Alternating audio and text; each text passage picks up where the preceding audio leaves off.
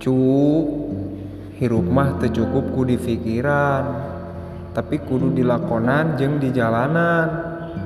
Jalankeun naon nu jadi kawajiban pikeun urang, tinggalkeun naon nu mantak ngajauhan ka pangeran. Hirup sing sumanget, da urang teh boga masa depan. Apan urang teh hayang ngabagiakeun indung jeung bapa kalih keluarga. Urang oge kudu beunghar harta dibarengan ku usaha anu halal, sangkan urang bisa nalang kanu susah, nulung kanu butuh. Sabab puncak kasuksesan manusia teh dimana lamun geus manfaat keur dirina, keur keluarga, oge manusia liana.